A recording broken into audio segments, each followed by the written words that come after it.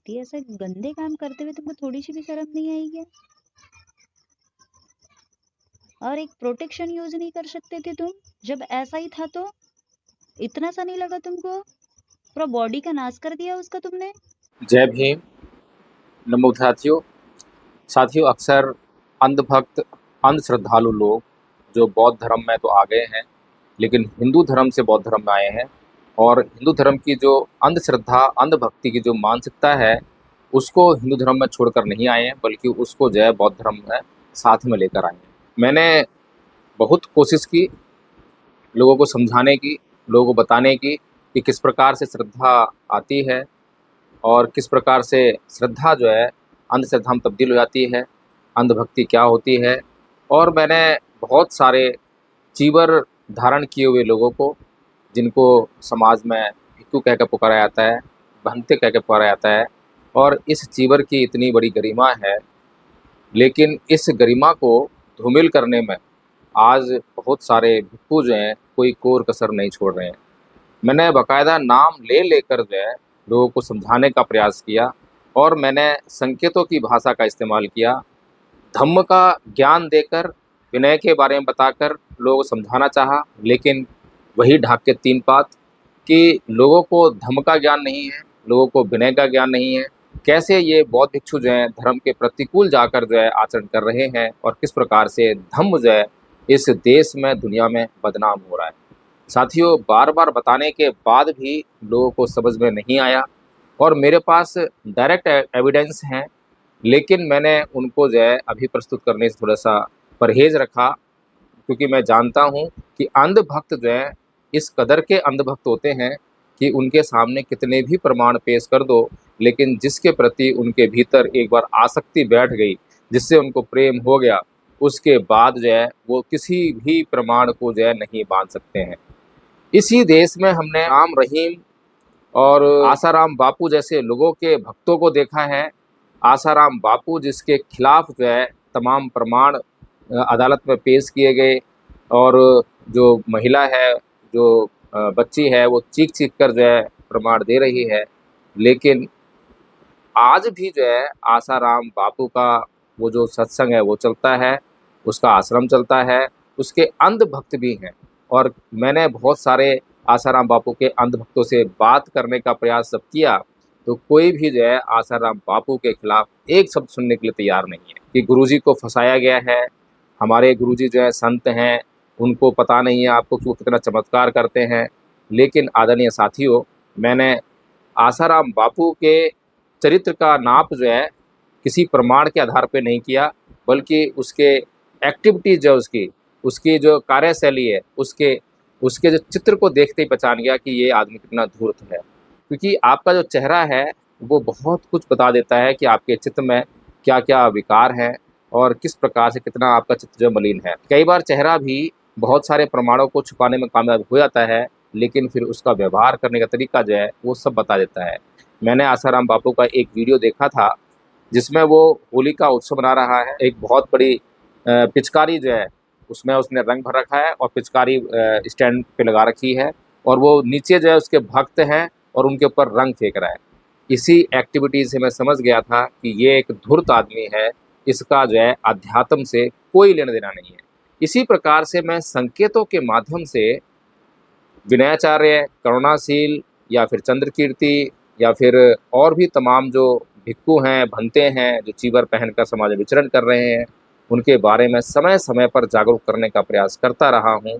लेकिन अंधभक्त तो अंधभक्त हैं, अंधभक्तों को अंधभक्ति के अलावा कोई काम नहीं है। अभी पिछले दिनों आप लोगों ने देखा होगा, मैंने वीडियो बनाया था कि किस प्रकार से एक भंते ने मुझे सरेआम दारू पीने का आरोप लगाया, सरेआम झूठ बोला, सफ़ेद झूठ बोला। और हद तो तब हो गई जबकि मेरे साथ में एक महिला जो है, रात को उसके सामने प्रमाण दिखाया गया, प्रमाण दिया गया, लेकिन जब उस विवाद पर बैठक हुई तो भिक्षु संघ भी बैठा, और अंधभक्त लोग, जिन्हें बौद्ध कहने में मुझे अब शर्म आने लगी है कि इन्हें बौद्ध कहना मेरे लिए बहुत भारी मुसीबत हो गई है, तो वो लोग भी बैठे थे। लेकिन एक भी प्रमाण को ना तो देखा गया, ना जांचा गया, और केवल चीवर चीवर और चीवर की अंधभक्ति में लोगों ने मेरा अपमान किया, मुझे एक शब्द बोलने नहीं दिया। तो साथियों, ये जो अंधभक्तों की जो भीड़ है, ये हमेशा से सरदर्द रही है। इसीलिए कार्ल मार्क्स को ये कहना पड़ा कि धर्म अफीम का नशा है। ऐसे लोगों के कारण ये कहना पड़ा कि धर्म अफीम का नशा है। इसीलिए साथियों, मेरा मकसद जो है धर्म को बदनाम करना नहीं है, बौद्ध भिक्षुओं को बदनाम करना नहीं है, बल्कि मेरा मकसद जो है भारत के बौद्धों की आंखें खोलना है, ताकि वो जो है धम्म को समझ सकें, विनय को पढ़ें, धम्म को पढ़ें। और जब जानकारी इनको हो जाएगी तो मैं यही कार्य करने का प्रयास कर रहा हूँ कि जब बौद्धों को धम्म और विनय की जानकारी हो जाएगी तो फिर नकली बौद्ध भिक्षु जो है उनके सामने आने से कतराएंगे और चीवर पहनने से कतराएंगे। इसलिए आदरणीय साथियों, हर समस्या का केवल एक ही सॉल्यूशन है, वो है जानकारी, नॉलेज। जब आपके पास जानकारी होती है, नॉलेज होती है, तो फिर आपको धूर्त लोग, पापी लोग, गलत लोग जो हैं आपको मूर्ख नहीं बना सकते। तो साथियों, आज जो है ये जो ऑडियो सुनिए और जो मैं आपको समझाता रहता हूँ और आपको बताता रहता हूँ, लेकिन फिर भी आप संकेतों की भाषा को समझने का प्रयास नहीं करते हो, केवल इसलिए कि मैं एक गृहस्थ हूँ और मैं भिक्षु के बारे में बोल रहा हूँ। और मैं लगातार बोलता आया हूँ कि भारत में कोई भिक्षु संघ नहीं है जो असली भिक्षु और नकली भिक्षु का फैसला कर सके, निर्णय दे सके। चीवर बाजार में बिकता है और चीवर को कोई भी पहन ले और समाज में निकल जाए तो वो भंते और भिक्षु बन जाता है। उसका कोई पैरामीटर नहीं है, कोई जांच का कोई मापदंड नहीं है। तो साथियों, धम्पा संघ ने ये अभियान चला रखा है, इसलिए आप लोग जो है धम्पा संघ के साथ जुड़कर धम्पा संघ का जो कोर्स है उसे कीजिए। धम्पा संघ का कोर्स करने के बाद आपको इतनी जानकारी हो जाएगी कि आप जो है असली भिक्षु और नकली भिक्षु की पहचान कर सकें। तो साथियों, ये ऑडियो सुनिए और इसको सुनने के बाद खुद फैसला कीजिए कि अभी तक आपने अगर चीवर को देखकर ही अपनी श्रद्धा का जो परिचय दिया है तो उससे कितना अर्थ का अनर्थ हुआ है। मैं बोल रही थी कल मैं सवेरे चले जाऊंगी गाँव, अच्छा, तो इसका कैसा करेंगे? अभी वही है क्या हॉस्पिटल में? हाँ, छुट्टी? अब अभी तो बॉटल वॉटल लगाई है उसने, हम्म पता चलेगा क्या बोलती है तो हम्म कैसा करूंगी?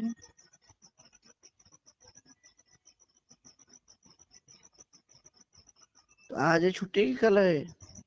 कल बल होएगी। हम्म ठीक है, तो कल तो उसको तो फिर यहीं ला लेंगे ना। कहाँ? यहाँ लाना है, घर ले जा रही है? ऐसी हालत में घर ले जा लूं क्या? तो यहीं यहीं ये आ जाएंगे ना। फिर अगर कुछ कम ज्यादा हो रहा है तो कौन दौड़ेगा?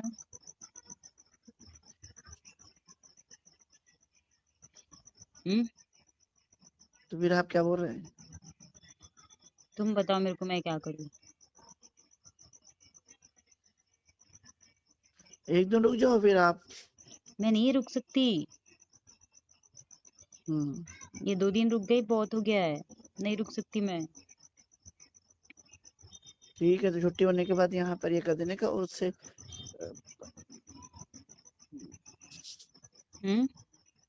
क्या बोले?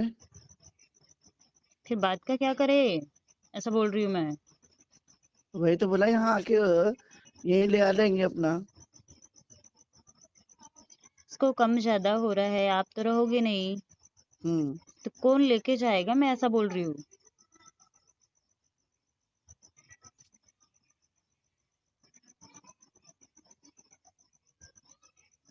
हम्म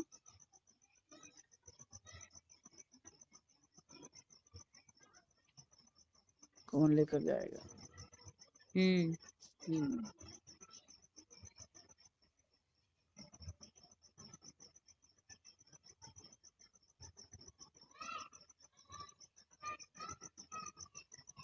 4 दिन के बाद और उसको अल्ट्रासाउंड कराना पड़ेगा एक बार। अच्छा,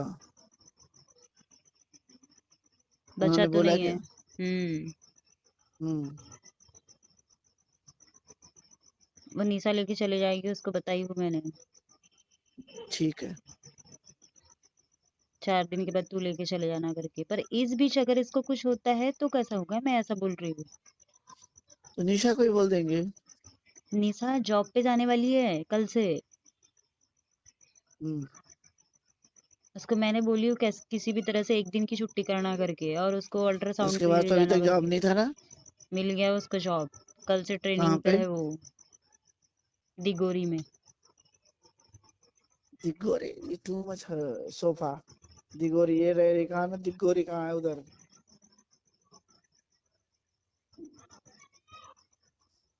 ठीक।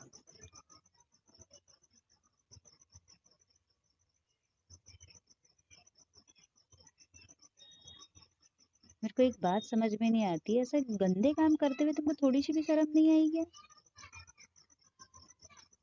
और एक प्रोटेक्शन यूज नहीं कर सकते थे तुम जब ऐसा ही था तो? इतना सा नहीं लगा तुमको? पूरा बॉडी का नाश कर दिया उसका तुमने। ऐसे कैसे हो यार, मेरे को तो खुद समझ नहीं आता सच में। ऐसा लगता है बड़े नीच किस्म के इंसान हो तुम। उस जब वो एक एक सारी बात बता रही है तुम्हारे बारे में, तो ऐसा सुनती हूँ मैं तो बुरा लगता है यार। बड़े राक्षस रूपी हो आप।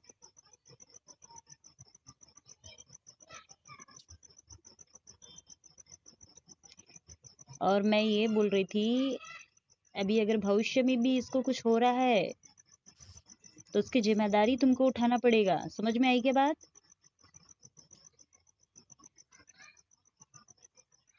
सुन रहे हो कि नहीं? सुन रहा हूँ, बताइए। भविष्य में अगर कुछ हो रहा है प्रॉब्लम, उसकी जिम्मेदारी तुमको उठाना पड़ेगा।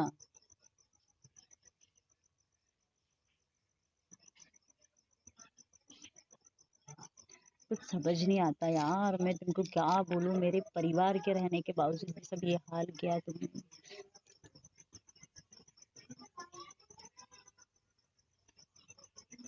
भगवान की तरह पूछता है तुमको मेरा पति।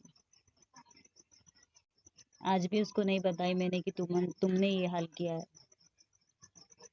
इतना रोया बेचारा, आज भी इतना रोया, मेरी बेटी ने ऐसा कैसा कर दिया करके। आइए, एक ही बात में करते। तो मेरे पास बात करने के लिए